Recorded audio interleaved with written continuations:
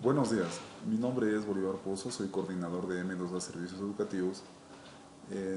Somos un centro de estudios que desarrollamos capacitaciones diferentes. Una de las áreas, las pruebas de aptitud, estamos ubicados en la 10 de agosto y Río, Edicto Benalcamiro, oficina 803. Será un placer atender, estamos a sus horas.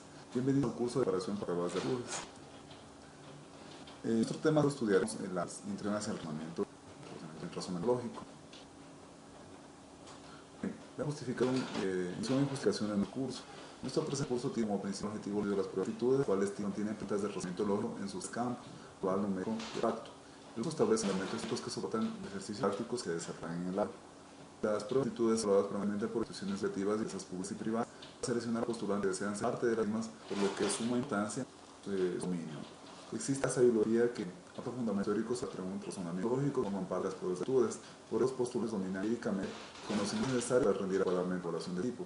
El presente curso de clases teóricas es de un proceso propicio para integrar al estudiante razonamiento lógico y de manera exitosa entre pruebas de aptitudes. Es muy importante empezar que generalmente escuchamos personas de lo que pasa que no razonan.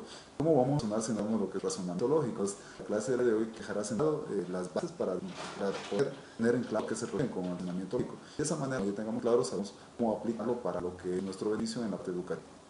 Nuestro curso, recuerda, estamos en prueba, preparando para pruebas de aptitudes con 10 más. En primer lugar, el tema 1, que se refiere al campo razonamiento verbal, el primero, palabra, en la que estudiaremos sinónimos, antónimos, términos fluidos y analogías verbales. En el segundo tema, que es la hora, estudiaremos lo que es la sintaxis, los factores, concordancia no verbal, paráfrasis y algunos temas que hay, los sismos, que son muy importantes para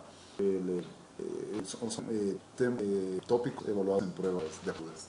Nuestro tercer tema de razonamiento verbal es de la comprensión lectora, cual se está por un lado la lectura comprensiva, por otro lado la lectura crítica. En la lectura comprensiva estudia principalmente lo que es de la obtención de la idea principal, la idea secundaria o ideas secundarias y la información implícita de texto. Mientras que por otro lado en la lectura crítica estudia más acerca del ensayo, en cual cosa de obtención de tesis, los argumentos, evidencias, conclusiones y finalmente también la postura crítica del autor. En cuanto a lo que son los temas de razonamiento numérico lógico, tenemos el tema 4 que sería la aritmética y las series numéricas. En el tema 5 tenemos ecuaciones, sistemas de ecuaciones lineales y la geometría. En el tema 6, bueno, el tema 5 se puede establecer en dos clases. Cada tema es una clase, ¿no? Es decir, el tema 1, tema 2, tema 3 y tema 4 se refiere a una clase o una sesión de clase. El tema 5 puede ser abordado en dos sesiones de clase, en la cual se estudiará en una sesión las ecuaciones de sistemas de ecuaciones y en una segunda, en una segunda sesión se estudiará la parte de geometría. El tema 6 es la regla de tres, fracciones y porcentajes. Eso sí se estudia en una sola clase. El tema 7, la probabilidad de la combinatoria, que también son estudiadas en una sesión de clase. Y en cambio, en el razonamiento abstracto consta de tres sesiones de clases en las cuales abordan cada uno un tema, en este caso el análisis por color y forma. En el tema 9 tendríamos movimientos de figuras y en el tema 10 tendríamos las proyecciones. Bueno, vamos al tema 0, disculpen, este es el tema 0. Entonces, nuestro tema 0, sí, o sea, ni siquiera estamos todavía en el curso, únicamente estamos en una clase introductoria. Entonces, veamos introducción al razonamiento lógico.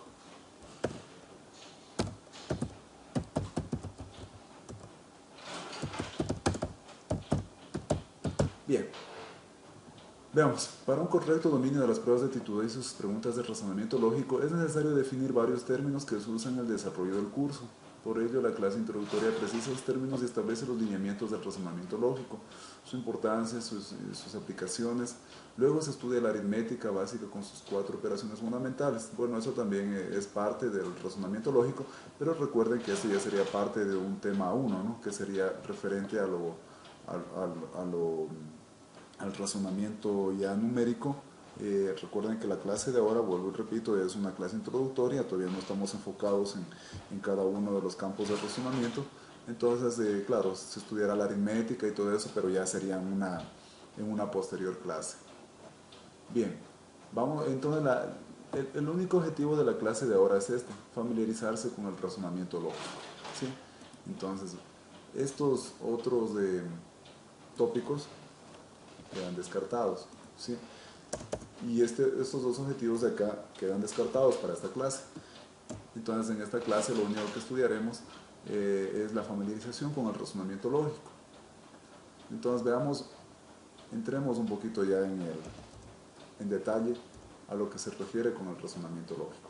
Bien, en primer lugar veamos lo que son las pruebas de aptitudes. Dice, las pruebas o test de aptitudes se componen de preguntas de razonamiento lógico, las cuales contienen alternativas de solución, generalmente 4 o 5. Y actualmente el INEVAL, que es el organismo encargado de lo que son las tomas de pruebas para el área educativa, contempla un enunciado y 4 alternativas. Pero las preguntas anteriormente tomadas y las que se evalúan todavía en ciertas instituciones contienen 5 alternativas de solución. Una sola de ellas es la correcta. Para una mejor comprensión se definen los siguientes términos. Veamos lo que es la aptitud. La aptitud tiene que ver con la palabra estar apto. Estar apto quiere decir estar capacitado para poder hacer una actividad o ser competente para poder lograr esa actividad. Mientras que la palabra actitud está relacionada más bien con el ánimo con el estado de ánimo para emprender una actividad. O sea, la actitud con C es inherente a las personas. Si yo decido hacer algo, entonces tengo la actitud para lograrlo, ¿ok? Se dice que aquella persona que decide lograr un objetivo tiene una actitud. Veamos la importancia de estas, para lo cual les voy a hacer un pequeño gráfico, ¿no? Supongamos que esta es una tabla de lanzamiento de un clavadista. Aquí está el agua, ¿sí? Entonces el clavadista decide subir a la tabla, ¿sí? El hecho de estar ahí demuestra que el clavadista tiene cierta actitud, pero tendrá una actitud completa cuando se lanza, ¿sí? Entonces ahí tiene la actitud, cuando se ha lanzado. Pero recordemos que este clavadista puede tener una mala caída. Supongamos se cae de barriga, entonces va a tener un fuerte golpe, un fuerte dolor. Es porque no tenía en cambio la aptitud.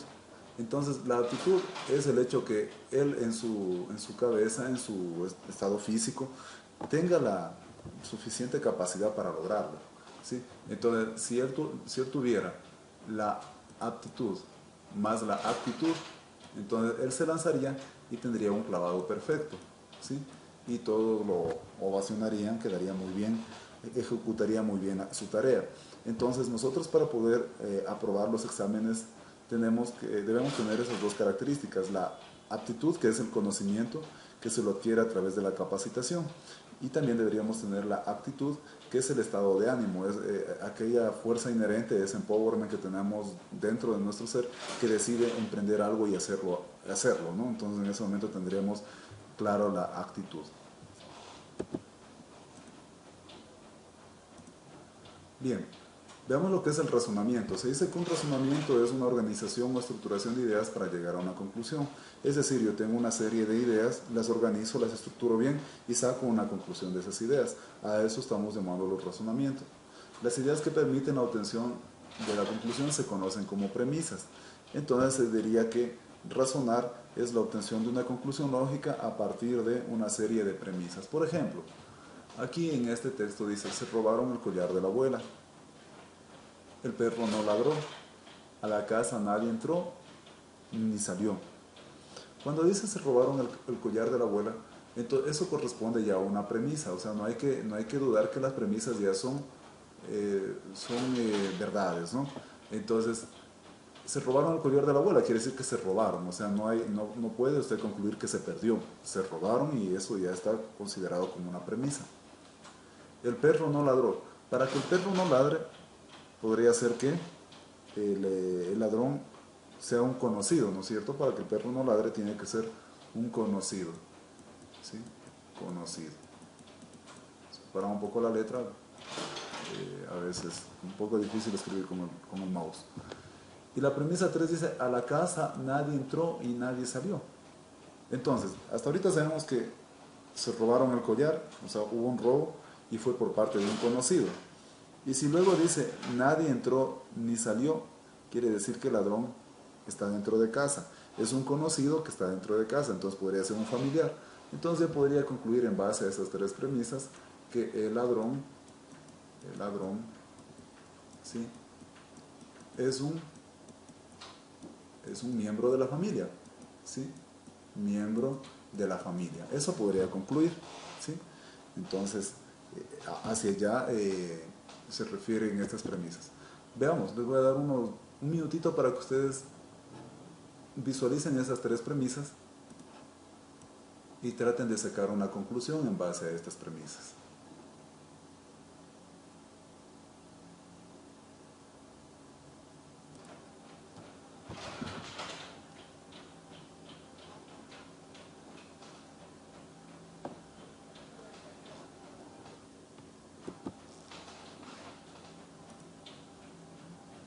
Muy bien. Bueno, luego del tiempo que nos hemos tomado, hagamos el respectivo análisis. Dice, en todo triángulo la suma de los ángulos da 180. Eso quiere decir, de los ángulos internos, ¿no? Quiere decir que este más este da 180 grados. Luego dice, un triángulo rectángulo tiene un ángulo de 90. Entonces este ángulo valdrá 90. ¿Sí? Luego dice, un ángulo de un triángulo rectángulo mide 30. Digamos que este mide 30. ¿Listo? Entonces, ¿qué podemos concluir de eso? ¿Cuál será la conclusión que podemos obtener? Recuerden que si todas dan 180, hasta ahorita ya está, entre 90 y 30 está 120.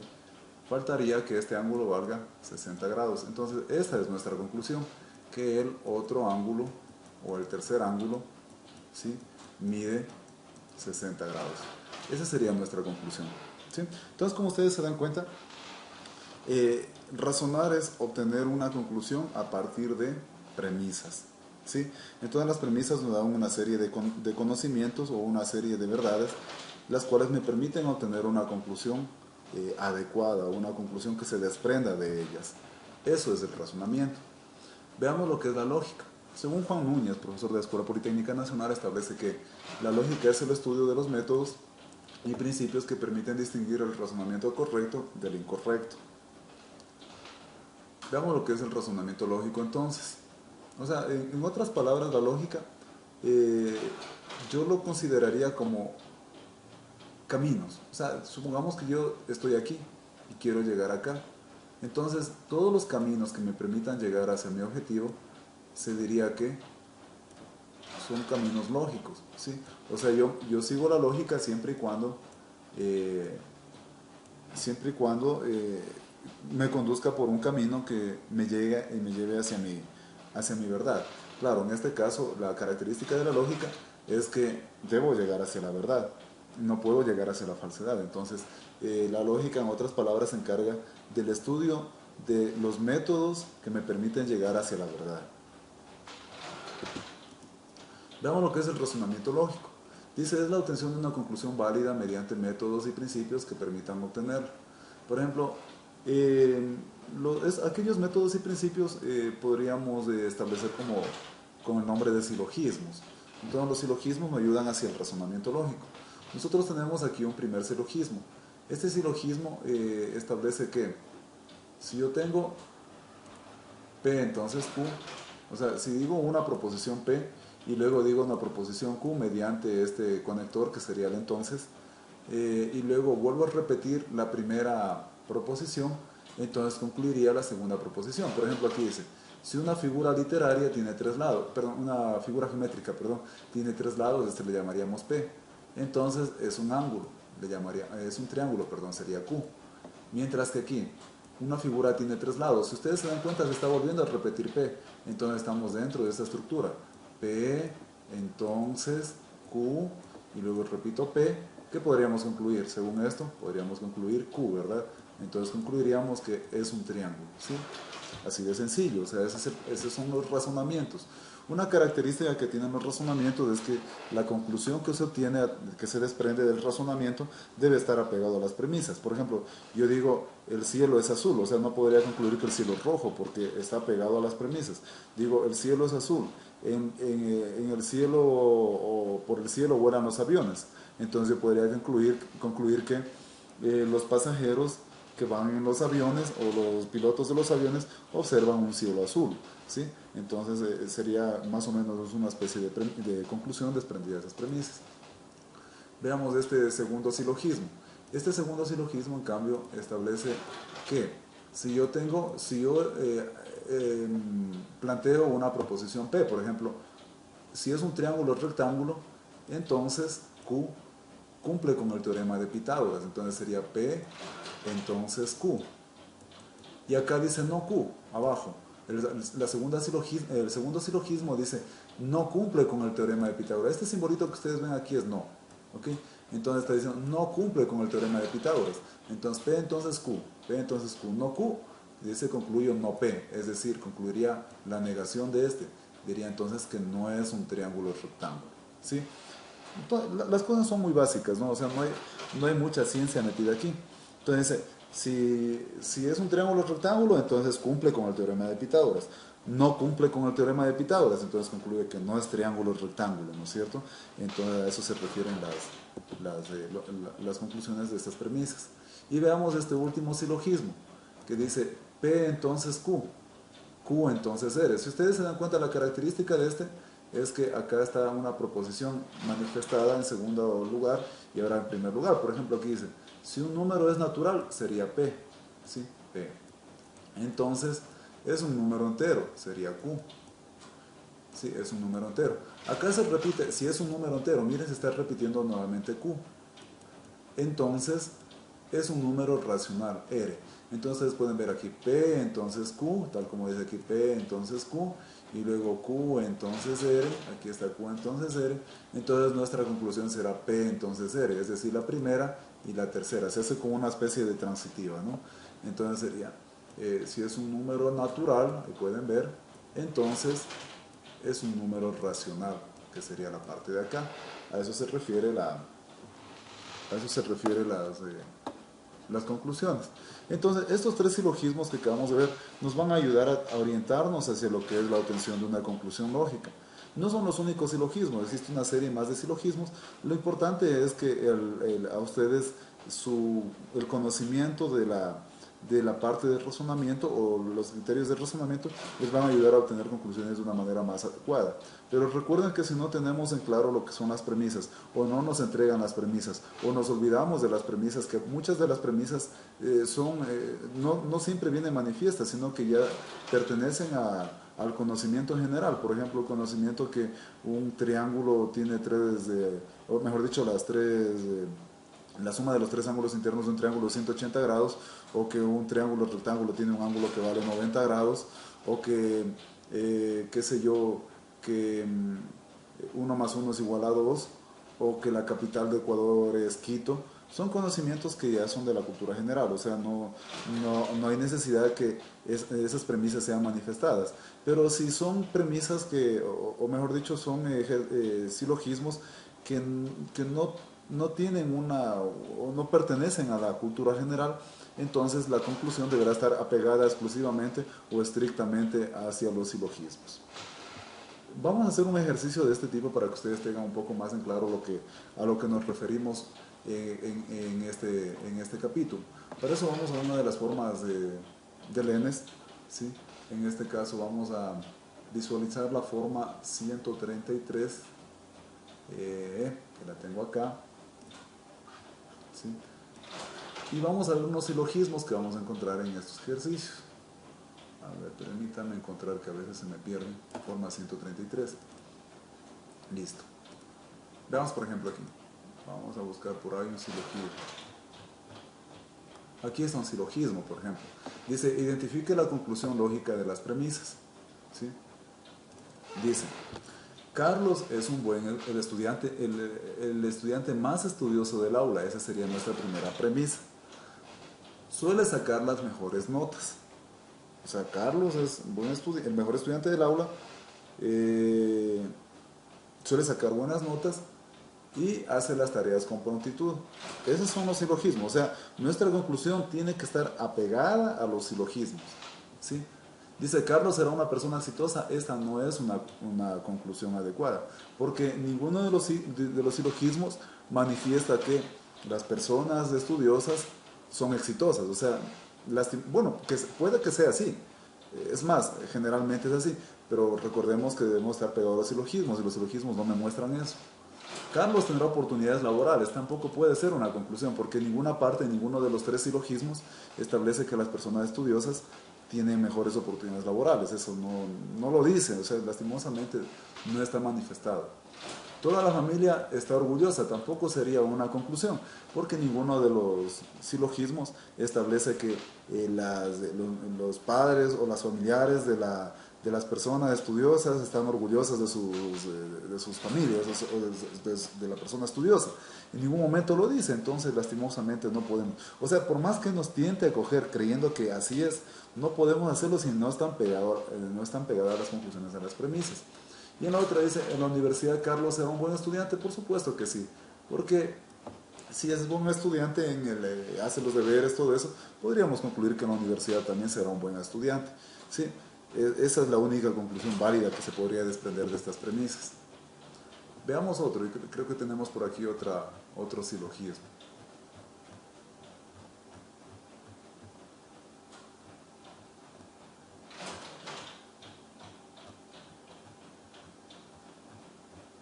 Aquí está otra, por ejemplo, miren. ¿Sí? Dice el primer silogismo.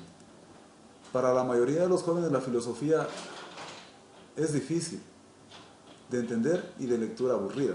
¿Sí? O sea, la filosofía es difícil de entender y de lectura aburrida. Sí, esa es la primera premisa. La segunda dice, los maestros no dominan adecuadamente la filosofía. Y la tercera dice, los jóvenes prefieren lecturas más amenas y de fácil atención. Por lo tanto, podríamos medio concluir que, bueno, una de las cosas es ir amarrando, ¿no? Estamos hablando aquí de filosofía, luego tenemos aquí los maestros, y luego tenemos que los jóvenes prefieren más amenas y de fácil asimilación. Sí, más o menos esas serían las tres partes fundamentales. Y recuerden que mi conclusión debe estar pegada a las tres premisas.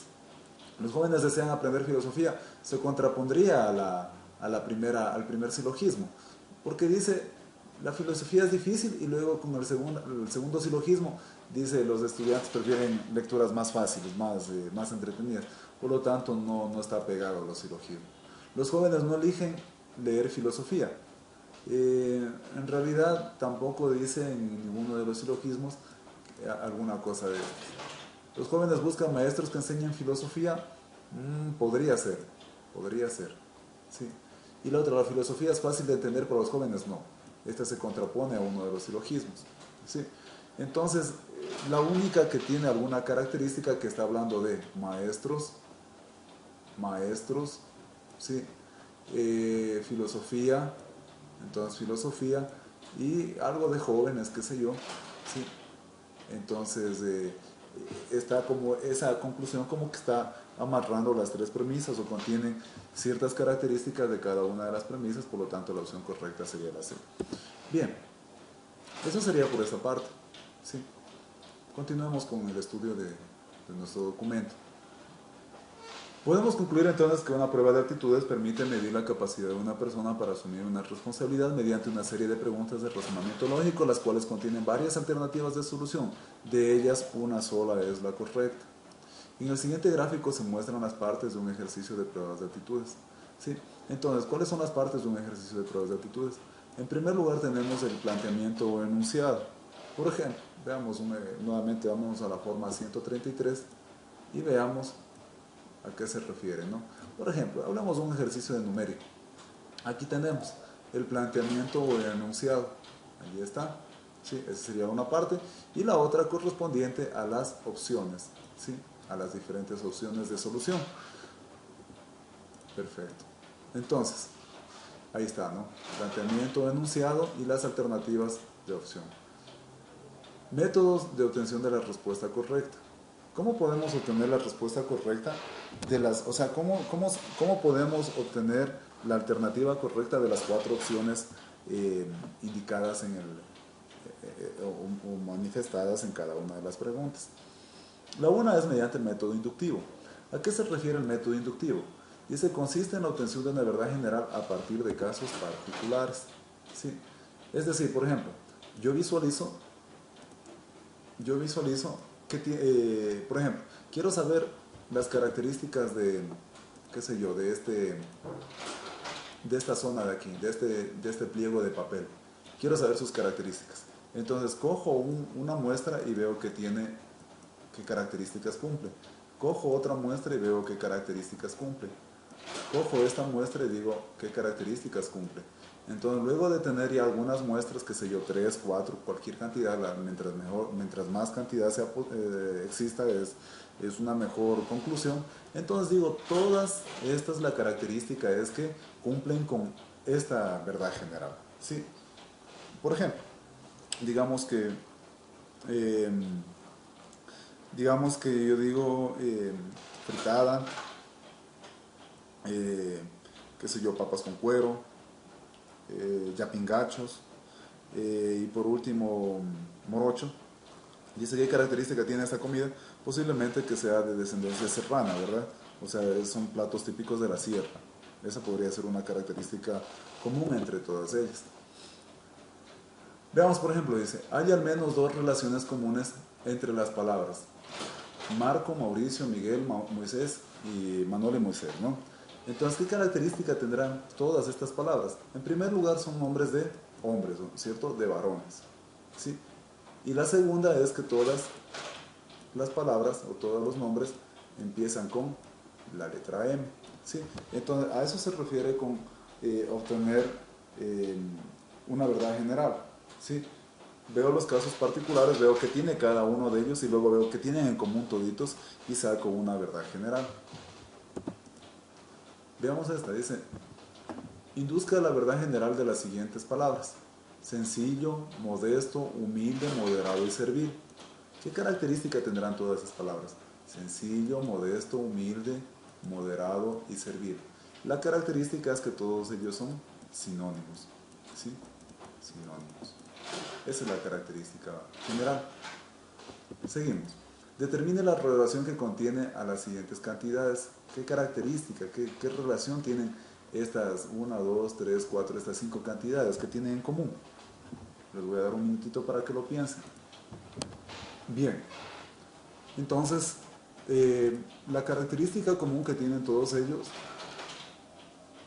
es que todas estas cantidades son números primos. Toditos son números primos. O sea, hay más números primos, ¿no?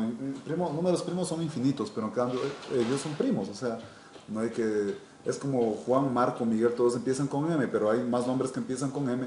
Pero ok, o sea, me estoy refiriendo a los que tengo allí, que tienen en común, todos empiezan con M. En este caso, todos los números que están allí son números primos, ¿sí? Veamos este de aquí. Dadas las siguientes cantidades, ¿cuál es la relación que gobierna sobre esos elementos? ¿Qué ven en común ustedes? Por ejemplo, el 1 es 1 cuadrado, el 4 es 2 al cuadrado, el 9 es 3 al cuadrado, el 16 es 4 al cuadrado, el 25 es 5 al cuadrado, 36 6 al cuadrado, 49 7 al cuadrado, 64 8 al cuadrado, 81 9 al cuadrado, 100 10 al cuadrado. Por lo tanto, nosotros podemos establecer como una característica común el hecho de que todos son cuadrados. Estos se conocen como cuadrados perfectos, ¿sí? Toditos son números cuadrados perfectos. Veamos esta otra, figuritas. Recuerden que también ustedes, miren cómo estamos analizando los tres campos del razonamiento. O sea, todavía ni siquiera sabemos qué es el razonamiento verbal, qué es el razonamiento numérico o el razonamiento abstracto.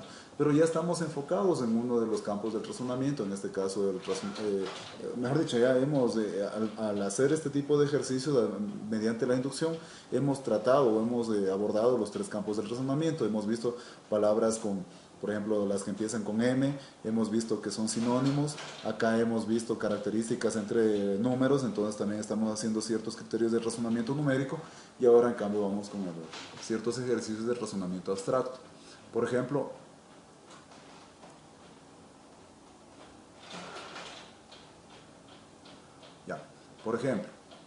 aquí dice, ¿cuál es la verdad general que contiene las siguientes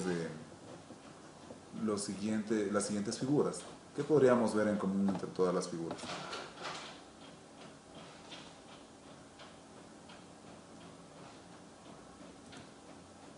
Podríamos decir que todas están atravesadas por una línea recta, todas las bombas están atravesadas por una línea recta. En este caso, a este tipo de situación, por ejemplo, cuando están atravesadas y cortan solo en un punto, se les conoce como tangentes. pero los que están cortando en dos puntos, como ustedes pueden ver aquí en cada uno de los casos, están cortando en dos puntos, a estas se conocen como secantes. En toda la relación, todas contienen rectas secantes. Esa sería la característica común, ¿cierto?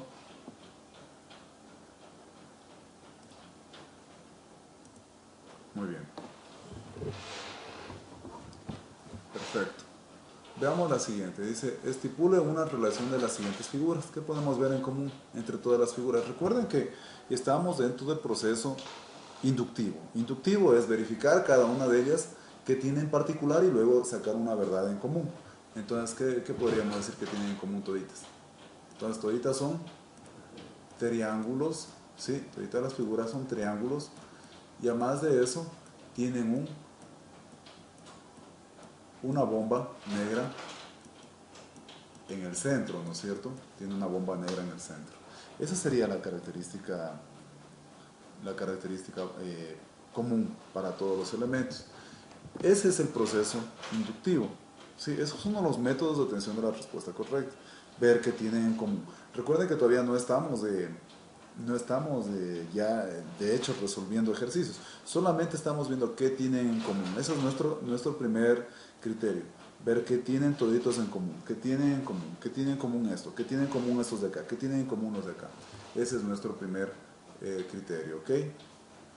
Bien. Sigamos. Método deductivo. En cambio, el método deductivo se diferencia del método inductivo porque es al contrario. Ahí me da ya una verdad general. ¿Sí? Dice, todos ellos son así. O sea, tienen una A, por ejemplo. Toditos tienen una A. Por lo tanto, si yo saco un pedazo, ¿qué podría tener en claro? Que tiene una A. O sea, ese es el método deductivo. Método inductivo, creo una verdad general. Método deductivo, de lo verdad, creo un caso particular. ¿Sí? Entonces, ese es el método deductivo. Bien, veamos en este caso. Dice, de las siguientes palabras, selecciona aquella que corresponde a un significado similar a tenue. Tenue. Entonces, tenue es, o sea, mi verdad general, yo quiero que contenga un significado similar a tenue. Esa es la verdad general. Tenue. Significado similar a tenue. Por lo tanto, voy y busco un caso particular. En las opciones, uno que cumple con esa característica sería ligero, ¿no es cierto? Sí, significado similar a tenue, ligero. Escoja la palabra que se refiere a una capital de un país asiático. La verdad general, quiero un país asiático. Voy a un caso particular, ¿cuál será? Será Manila, ¿no es cierto? La capital de Filipinas. Dublín, Irlanda. Managua, Nicaragua. Ottawa, Canadá. Manila, Filipinas. Entonces, Filipinas es asiático. Al introducir el número 3, voy a minimizarlo un poquito a este documento para poder verlo en el diagrama de flujo completo. Esto se conoce como un diagrama de flujo. Dice, al introducir el número 3, ¿qué número obtendré al final? Ok, introduzcamos el 3. Dice, multiplicado por 2 me da 6. Baja. Dice, ¿el número es mayor que 15? No. Como no, vuelve acá. ¿Qué número? El 6 que pasó. Otra vez dice multiplicado por 2. Entonces 6 por 2, 12. Baja. Dice, ¿es mayor que 15? No. Vuelve para acá. Pero ya no el 6, sino el 12. 12 multiplicado por 2, 24. ¿El 24 es mayor que 15? Sí, entonces baja. Porque sí cumple. Cuando es sí, baja, sigue su camino. Dividirle para 4, dice, o dividirle por 4. 24 por 4, a 6. Baja, dice, ¿el número es menor que 7? Sí, como sí, sigue bajando. Si es que no fuera menor que 7, tendría que volver acá. Pero como si es menor que 7, baja. Réstale 1, dice. Entonces al 6 que pasó, restarle 1, llegaría acá al número 5. Ese sería parte del método deductivo. ¿Por qué? Porque ya está la verdad general. La verdad general es el diagrama de flujo. Y un caso particular, ingreso un número y veo que sale al final. O sea, llegará otro número, pero que ha sido convertido a través del diagrama de flujo, es decir, a través del caso general, o sea, de la verdad general. Bien, veamos este otro problema de acá. Dice, ¿qué cifra debería sustituir a la P cuyo resultado sea correcto? Veamos. Yo digo 7 y 4, 11, llevo 1. Y digo P más 1 me da 7. Por lo tanto, P debería valer 3, ¿no es cierto? 3 más 3 es 6, más 1 7. Entonces P vale 3. ¿Sí? ¿Por qué? Porque acá también P más 3 más 3 es 6. Entonces P vale 3. Bien. Veamos este de acá. Recuerden que en este caso ustedes dirán, pero ¿en qué momento estamos manejando un método deductivo? Porque esta es la verdad general. Entonces yo quiero tener el caso particular que sería el valor de P. Veamos este. ¿Cuál de las siguientes opciones representa la vista frontal del objeto? Una vista frontal sería este de aquí. ¿Sí? Entonces, ¿cuál de las opciones? Si nos damos cuenta, debería contener esta forma. Entonces, la unidad que contiene esta forma sería la opción C. Ustedes me dicen, pero ¿dónde está el método deductivo? En que ya me están dando aquí la pregunta. Dice, vista frontal del objeto. ¿Sí? Dice, de las 4 opciones, ¿cuál de ellas es un polígono cóncavo? ¿Qué es un polígono cóncavo? Miren, los ángulos internos, si ustedes se dan cuenta, ninguno supera los 180 grados. Todos son menores que 180 grados en esta. Aquí también no supera los 180 grados. Pero el ángulo interno aquí supera los 180 grados. ¿Sí? Es más grande que 180, por lo tanto, esto se refiere a un polígono cóncavo, aquel que tiene un ángulo al menos que supera los 180 grados. Bien, veamos lo que es un sistema. Dice, un sistema es una región o volumen cuyos elementos internos se relacionan entre sí para funcionar como un todo.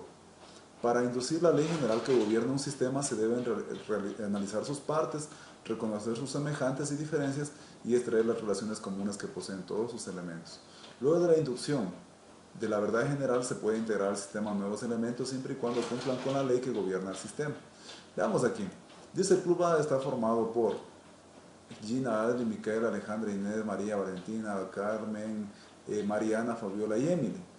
Desean integrar un nuevo miembro a su tertulia o a su grupo, ¿no? De las opciones, ¿cuál de ellas será la persona que puede integrar el club A? ¿Sí? Entonces, primero, inducción. ¿Sí? Inducimos. ¿Qué tienen en común? Todas son mujeres. Y luego deducimos. ¿Quién puede ingresar? Una mujer. ¿Quién de las opciones cuenta con esa característica común? Daniela, la única, ¿no es cierto?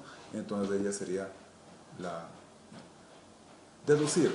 Deducir, inferir o colegir es un proceso por el cual, en primer lugar, se debe utilizar el método inductivo para la obtención de la ley que gobierna el sistema y luego el método deductivo para determinar cuál de las opciones cuenta con la característica común que tienen todos los elementos del sistema. En conclusión, el proceso usado en pruebas de aptitudes es inductivo-deductivo. En las pruebas de aptitudes se debe solicitar el ejemplo que cuenta con la característica común del sistema o aquella que no cuenta con la característica común, en este caso sería la figura o término excluido. Por ejemplo, aquí dice, seleccione la palabra que completa la frase. Yo digo, perro es a ladrar, entonces yo observo qué características tiene este sistema. Digo, el perro es un animal que para comunicarse lo que hace es ladrar. Asimismo, el gato es un animal que para comunicarse lo que hace es maullar, ¿no es cierto? Entonces, primero, utilicé el método inductivo para determinar una característica general y luego utilicé el método deductivo para determinar cuál de las opciones sería. ¿Cuál de las opciones no se relaciona con las demás? Sí. Dice bote, lancha, canoa y avión. Entonces, primero, inductivo. Es decir, ¿qué tienen en común? Yo digo medio de transporte, acuático, medio de transporte, acuático, medio de transporte, acuático, medio de transporte, aéreo, ¿no es cierto? Por lo tanto, primero induzco, digo, hay 3 que tienen medio de transporte acuático y hay uno que es aéreo. Como me dice cuál no se relaciona con las demás, será el medio de transporte aéreo. Selecciona el número que completa la serie. ¿Sí? Veamos qué tienen en común. Y aquí dice más 2, más 2, más 2, más 2, más 2, más 2. Es decir, han sido todos pares. Por lo tanto, aquí esperaré un 16. Sería la opción A. Miren, inducción, deducción, inducción, deducción. Ese es el método correcto. Complete la siguiente serie. De la B a la C, BC hay más 1, ¿no es cierto? Más 1. De la C a la EC, DE, hay más 2. De la E a la HE, FGH, habría más 3. De la H a la L, H, I, J, K, L, habría más 4. ¿Sí? Por lo tanto, ustedes dan 1 más 1, más 2, más 3, más 4, tocaría más 5, ¿no es cierto? Eso es inducir. ¿Sí? Inducir, que va aumentando. Deducir, que tocará el 5. Entonces, L más 5, L, M, N, ñ, por favor, ñ es importante, ñ o P, tocará la letra P, la opción correcta será la B. Perfecto, dice, la figura que continúa es, nos damos cuenta que tenemos una línea horizontal, 2 líneas horizontales, 3 líneas horizontales, tocará 4 líneas horizontales, porque yo acabo de inducir que va aumentando de 1 en 1, y en cambio deduciría que tocaría 4 líneas en orden horizontal. Dice, ¿cuál de las figuras no pertenece a este grupo? Todas son estrellas excepto esta de aquí, ¿no es cierto? ¿Sí? Entonces, esa es la forma o el método que vamos a utilizar aquí en las pruebas, en el desarrollo de nuestra capacitación. Formas de resolución de problemas de razonamiento lógico. Muy bien. Las formas de resolución de problemas de razonamiento lógico. Se puede además obtener la solución de una forma directa cuando se conoce la lógica de la resolución y de forma indirecta cuando se descartan las alternativas. Cuando no se conoce la lógica de resolución del problema, entonces se utilizará la forma indirecta. Por ejemplo, forma directa. Dice, ejemplo, selecciona el sinónimo de la palabra en negrita. Dice, en sus múltiples viajes. Múltiples. Si usted conoce el sinónimo de múltiples, sabrá que es diversos, ¿no es cierto? Entonces, directamente coge la opción C, porque es la opción correcta al sinónimo de la palabra en negrita. ¿Cuál es la opción que completa la frase? Miguel amaneció enfermo, por lo tanto, ¿verdad? Por lo tanto, no asistirá a clases. Entonces, es cuando conocemos o nosotros podemos distinguir claramente o dominamos dicho tema o dicho concepto, entonces podemos escoger directamente la alternativa correcta. La madre de Antonio en 5 horas hace 3 pasteles, en 10 horas hará, si en 5 hace 3, en 10 hará 6, ¿no es cierto? Entonces esto es lógica de la más básica, entonces no vamos a demorarnos ni vamos a hacernos mucho problema en esto. Juan tiene 3 camisas y 4 pantalones. ¿Por cuántos días podrá vestirse sin repetir 2 prendas a la vez? Si sabemos que tiene, bueno, quizá alguien pueda que no tengan claro la lógica de resolución de este tipo de problemas. Pero bueno, los que sí podrán saber que si tiene 3 camisas y 4 pantalones, entonces simplemente es un producto 3 por 4, 12. Es decir, por 12 días puede vestirse sin repetir la misma parada. ¿Cuál de las opciones completa la gráfica? Si nos damos cuenta, aquí tenemos por análisis por color, tenemos color negro, blanco, negro, blanco, negro, blanco y negro. Tocará color negro aquí. Lo único que tiene color negro es la opción B. Selecciona la opción que completa la analogía. Igualmente, si uno domina lo que es la parte de analogía, dice 5, acá también tiene 5 lados. 6, entonces aquí deberá tener 6 lados. El único que tiene 6 lados es la opción A. En cambio, la forma indirecta de resolución es cuando no conocemos la solución, pero sí conocemos cuáles no son soluciones. Por ejemplo, dice aquí, el egregio valor de los habitantes del pueblo.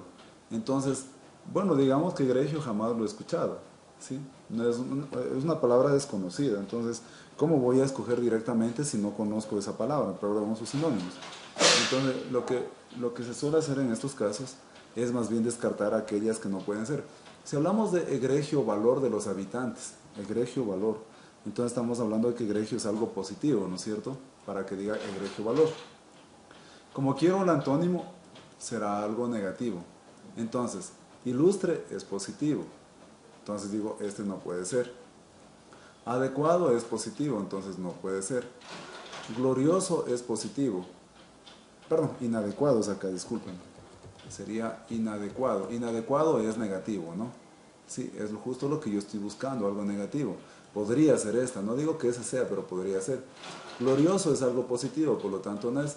Distinguido es algo positivo, por lo tanto no es. Entonces el único que podría ser es la opción B. Entonces otra manera de seleccionar la opción correcta. Ok. Entonces mencionaba que en este caso la opción correcta sería la D, ¿no es cierto? Veamos el siguiente ejercicio.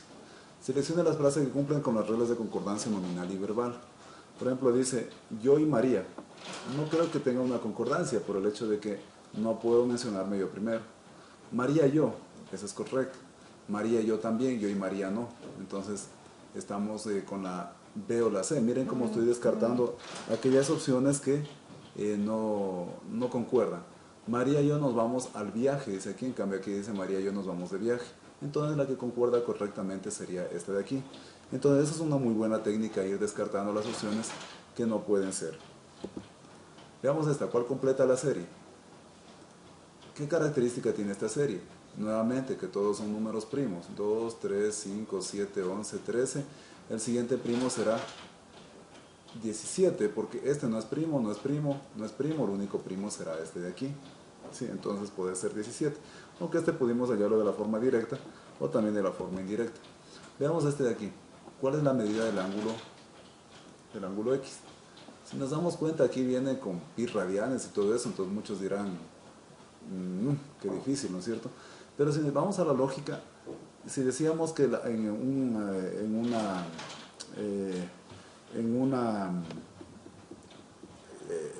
una premisa anteriormente estudiada, habíamos visto que la suma de los ángulos internos de un triángulo es 180 grados. ¿Sí? Entonces, si la suma es 180 grados, ninguno de los tres puede superar los 180 grados, ni siquiera puede ser 180 grados. Por lo tanto, esta supera los 180 grados, esta también supera, esta no supera, tampoco puede ser 0 grados, si no, no existiría triángulo. Entonces, la única lógica es que sea la opción C. Y miren, no hubo necesidad de hacer cálculos, nada, simplemente basarnos en la lógica. Muy bien, continuamos. Ahora veamos el ejercicio de acá. En el ejercicio de acá dice la figura que pertenece al grupo. Entonces, si nos damos cuenta, este está sonriente, sonriente, sonriente y sonriente. Este no está sonriente, este sí está sonriente, este a pesar de, bueno, también está sonriente, ¿no? Sí, también y también. Simplemente que todos cuentan con una cara completa, incluido la nariz. ¿Sí? Este sí tiene la nariz, este no tiene la nariz, entonces descartamos. Luego todos tienen los ojos abiertos, completamente abiertos, abiertos, abiertos y abiertos. Sin embargo, este de acá tiene el ojo guiñado, entonces no sería este, por lo tanto la opción correcta sería esa, la opción D. Entonces, esto se trata de, como les había dicho, ir descartando aquellas que no tienen lógica, ¿no?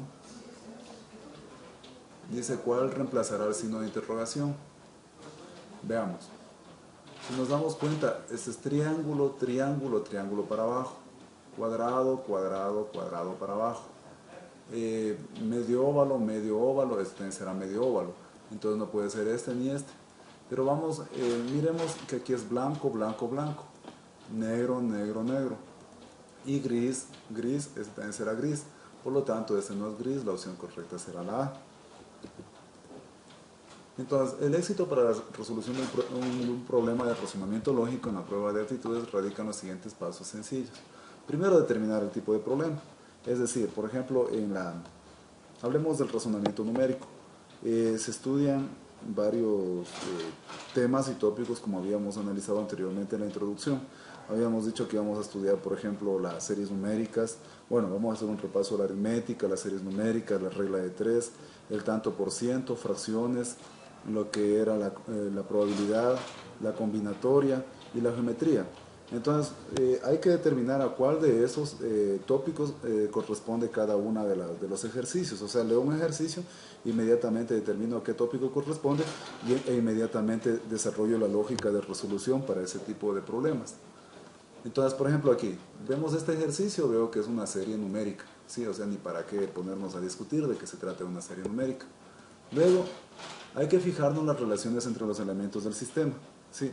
¿Qué tienen en común o qué tienen de diferente? Entonces vamos determinando los patrones de correspondencia. En este caso el patrón de correspondencia es del 2 al 4 es por 2 más 2, por 3 más 3, por 4 más 4. Entonces vemos que esa es la lógica de correspondencia o el patrón que conlleva de un número a otro. Luego inducir la ley que gobierna el sistema o el patrón de correspondencia. Entonces dice, va aumentando de uno a uno y se multiplica y suma el número de un término a otro. Entonces ven, de aquí es por 2 más 2, luego aumenta por 3 más 3, luego aumenta por 4 más 4, o sea, va aumentando uno el número que se multiplica y se suma, o se suma y multiplica. Y por último, deducir cuál es el valor que corresponde a continuación. Entonces, si la lógica era por 2 más 2, por 3 más 3, por 4 más 4, lo lógico es que continúe por 5 más 5. Entonces, al número anterior lo multiplicamos por 5 y le sumamos 5 y ya tenemos ya los números que continuarían en esa serie numérica. Y por último, aquí dice que hay que hacer un pequeño control de calidad, pero eso no se lo hace por falta de tiempo en las pruebas ENES. ¿Qué material nos entregan una prueba de aptitudes? A nosotros nos entregan básicamente el cuadernillo, ¿sí? Este es el cuadernillo, ¿sí?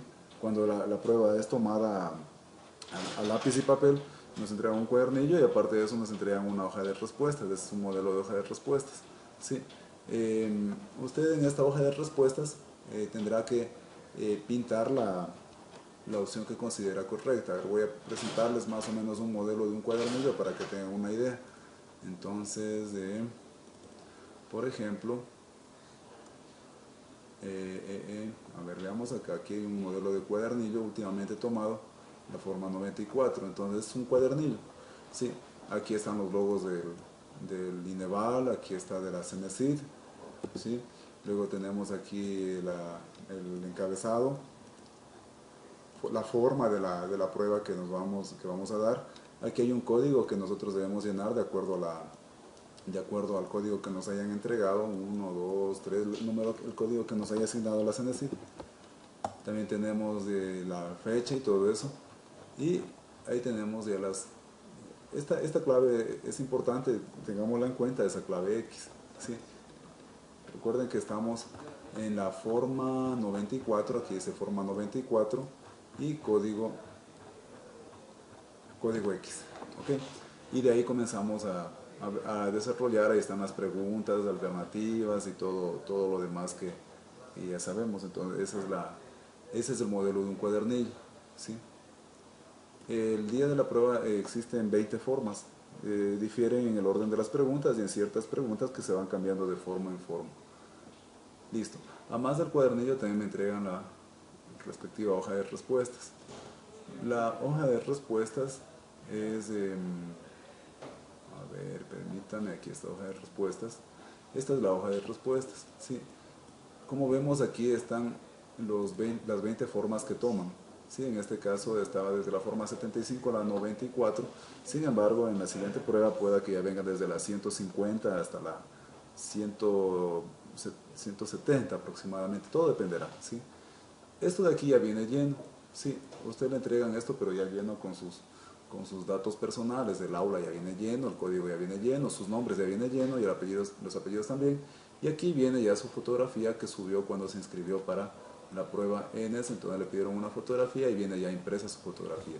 Recuerden que la forma que estábamos dando era la forma 94, entonces debería pintar aquí con lápiz 2B. Entonces el material que hay que llevar en el día de la prueba es lápiz 2B, un borrador de queso y un sacapuntas. Por favor, que sean materiales que usted ya esté familiarizado. Por supuesto que la firma del aspirante no le van a dar firmando a usted, entonces ese día tendrá que firmar aquí. Recuerden que estábamos dando la forma 94 y la clave de control era X, ¿sí? Entonces recuerden eso. Y además de eso escribimos aquí la letra X. La hora generalmente se inicia a las 10:30 el examen ENES, pero usted debería estar un poco antes, debería estar desde las 10, sí, o 9:50. Y la hora de la ENES dura 2 horas, así que usted estará terminando a las 12:30, ¿sí? Si es que inicia a las 10:30, terminaría a 12:30.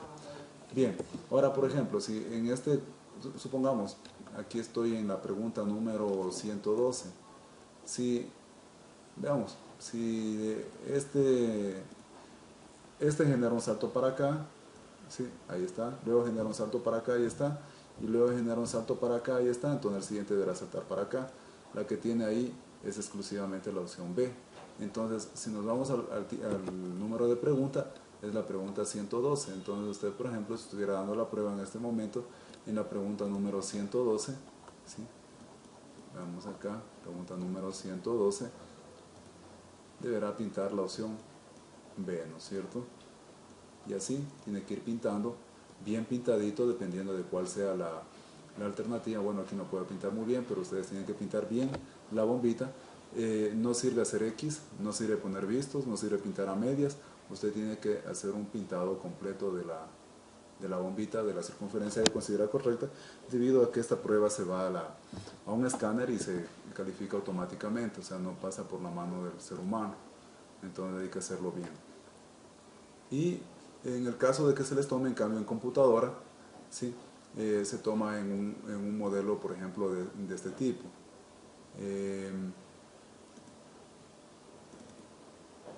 Por ejemplo,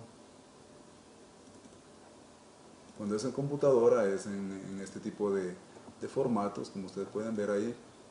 ¿Sí? Tenemos aquí cómo es la parte de la pregunta, la parte de las opciones. Entonces aquí lo único que tiene que hacer usted con el clic, con el mouse, hacer un clic donde considera correcto, no pintar, sino hacer un clic, y la computadora automáticamente le lee le registra esa respuesta. Aquí tenemos el tiempo, etcétera, etcétera, todas esas características que necesitamos para dar la prueba. Bien, y finalmente eso sería todo correspondiente a la primera parte. En este caso, lo que hemos estudiado en la clase de hoy, nos hemos enfocado en el estudio de las pruebas de aptitudes, en este caso un poquito más puntualizándose lo que es la prueba ENES o lo que se tomará muy en adelante, que se conocerá como la prueba de ser bachiller, en el campo del razonamiento lógico. Habíamos establecido que había tres campos de razonamiento: el razonamiento verbal, el razonamiento numérico y el razonamiento abstracto, que son los evaluados actualmente por las instituciones de educación superior del país, sobre todo por el organismo rector que es la CENESID. ¿Qué más? El INEVAL es la institución encargada de tomar las evaluaciones a nivel de educación general, puede ser en cualquiera de los niveles, básica, intermedio, superior. Habíamos visto que existen algunas formas de desarrollar los ejercicios: la forma directa y la forma indirecta. La forma directa cuando conozco exactamente la lógica de resolución, y la forma indirecta cuando no conozco la forma de resolución, pero conozco cuáles no podrían ser. Además de eso, también tenemos el método inductivo, que establece que obtengo una verdad general a partir de casos particulares, y el método deductivo, que es a partir de una verdad general se establecen casos particulares. La forma de resolución de una prueba de aptitudes será mediante el uso de los dos métodos. Primero induzco, o sea, saco una verdad general que tienen en común todos los elementos, y luego deduzco a ver cuál sería el elemento que pertenecería a ese sistema, hablando de sistema como un elemento de partes que funcionan como un conjunto de partes que funciona como un todo. También habíamos visto qué